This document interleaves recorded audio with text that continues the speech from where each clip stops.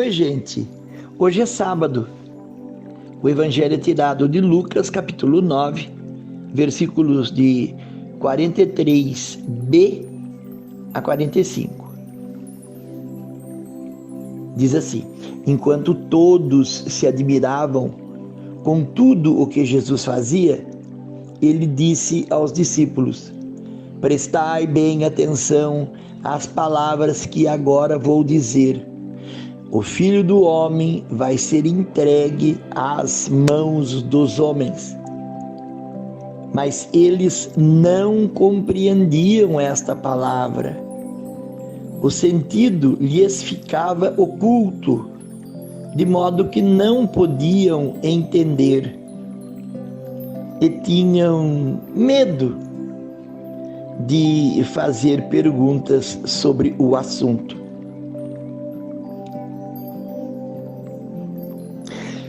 Ficavam com medo de perguntar. Esta é uma expressão, ela tem um contexto todo dentro do evangelho que acabamos de ouvir, mas eu sempre gosto de abrir essa colocação para uma compreensão maior.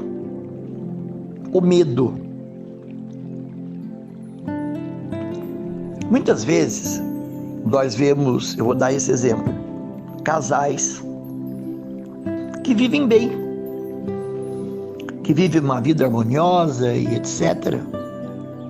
Mas o que acontece é que, de repente, se você chegar mais perto e se você tiver assim, oportunidade de então conviver, infelizmente, muitas vezes, na maioria das vezes, estão vivendo bem porque pelo menos um tem medo de enfrentar o outro. Tem medo de formular perguntas, tem medo de dar sua opinião. E olha, e isso acontece até já antes, aqui no namoro. É o medo de perder, é o medo de quebrar a intimidade, é o medo de ficar sem o outro, sem a outra. Então, a gente se encolhe, se recolhe. E isso acontece, não é só marido e mulher, não é só namorado, namorada, mas acontece muito pai e filho. Algumas pessoas dizem para mim: nossa, você deve ter tido um puta de um complexo com pai e mãe, porque você sempre volta a esse assunto. E aqueles que me conhecem, para dizer bem a verdade, os irmãos não falam nada. Eles que me conheceram ou que me conhecem melhor, por falar nisso, hoje, dia 25 de setembro, seria o aniversário do meu irmão mais velho, o Fernando, o primogênito. 25 de setembro de 1937. Mas ele faleceu. Mas ele, por exemplo, seria um que me conhece muito bem e que eu não sei se percebeu ou não percebeu, por exemplo, o meu modo de me relacionar com pai e mãe. Então, quando eu falo da dificuldade de diálogo e cito o relacionamento filhos e pais, naturalmente as pessoas já me disseram várias vezes que eu talvez tenha tido uma dificuldade muito grande de abertura de relacionamento, e aparentemente não era, porque meu pai e minha mãe eram bons, maravilhosos, mas no fundo havia esse constrangimento, em forma de respeito, em forma de... virava medo. Então aí outros mais curiosos dizem: nossa, mas o que é que tinha, o que é que aconteceu, o que você queria fazer, que tinha medo de falar com o pai, falar com a mãe, o que havia de tão estranho, de tão tão feio, né? A dificuldade de falar, com medo de machucar, com medo de decepcionar, com medo de entristecer, com medo de me revelar. Porque as pessoas criam pré-conceitos, fazem pré-juízos e esperam que nós tenhamos um comportamento que agrade a cada um deles ou que satisfaça o que cada um espera.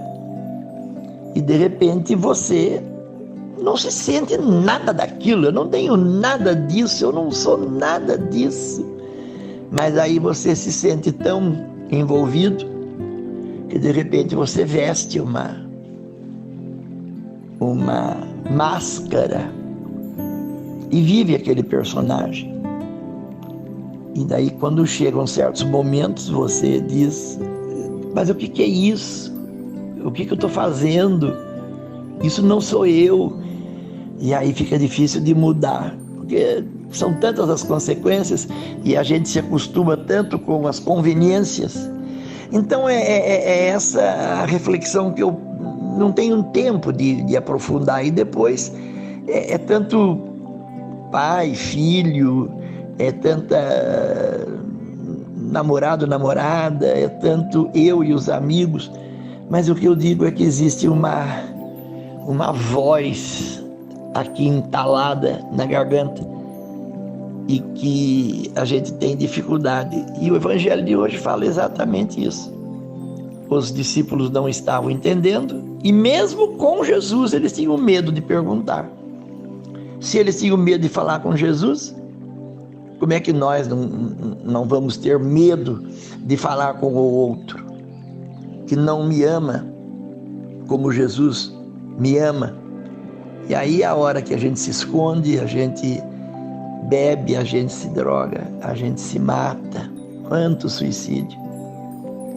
E eu queria só, para terminar, dizer: não fique com essa voz entalada na garganta. Fale pelo menos com Jesus.